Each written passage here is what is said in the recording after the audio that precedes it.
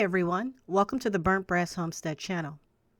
I fed rice and beans to my guests of 16 after fellowshipping together.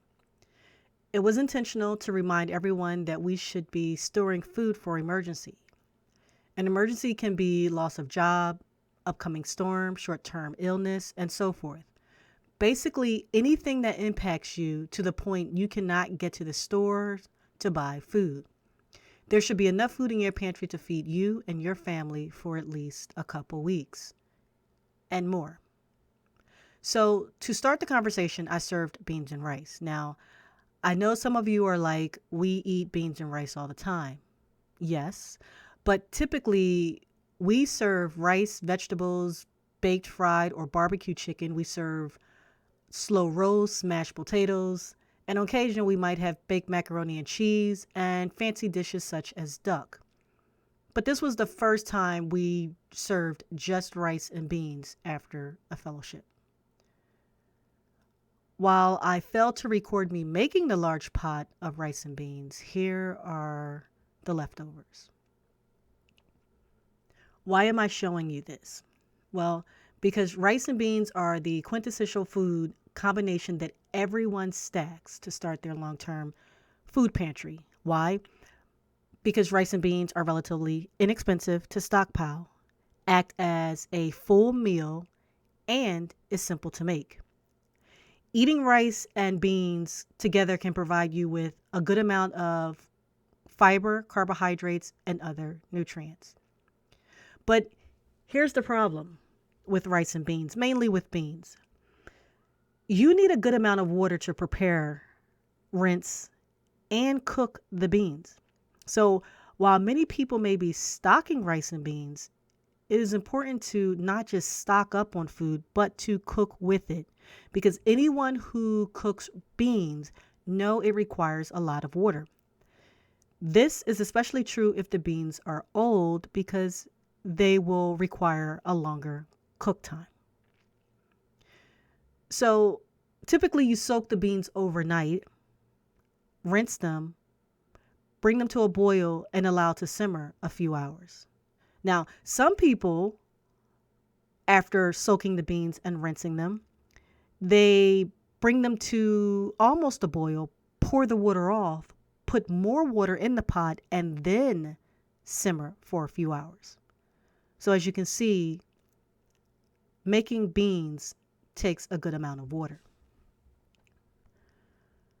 Now, I know that we are all accustomed to water flowing out of our faucets when we turn it on.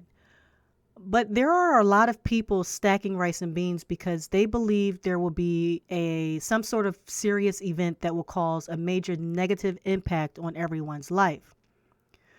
For those of you who are stacking rice and beans for that reason, what happens when clean drinking water is no longer reliable from your faucet? Something like that can happen because of a prolonged power outage or because you cannot afford to pay your electric or water bill.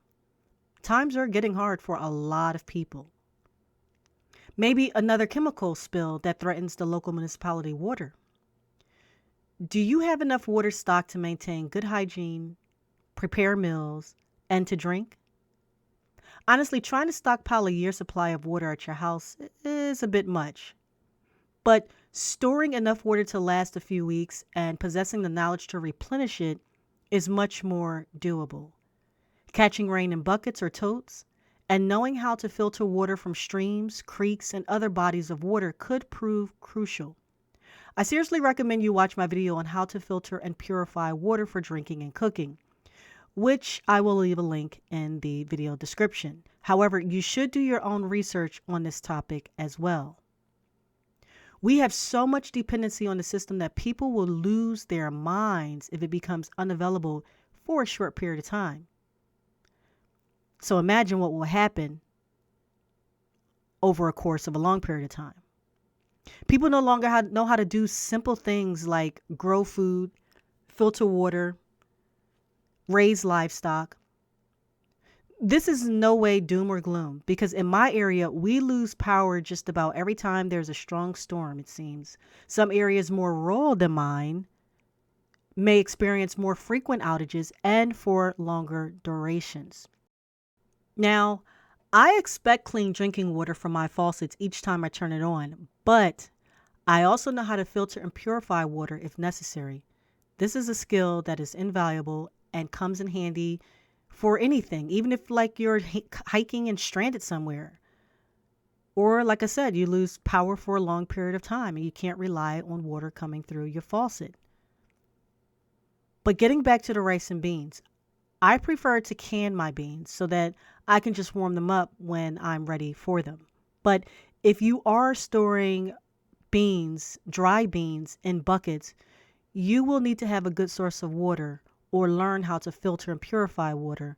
Otherwise, it may prove pointless storing so much dried beans. Lastly, you will get tired of beans and rice relatively quickly if you're eating it every day. So make sure to add a few other favorite items to your long term food store, as well as spices to change up the taste of things. If you need help creating a long term food pantry, consider watching my video, Creating a Long Term Food Pantry on a Budget. Thanks for watching.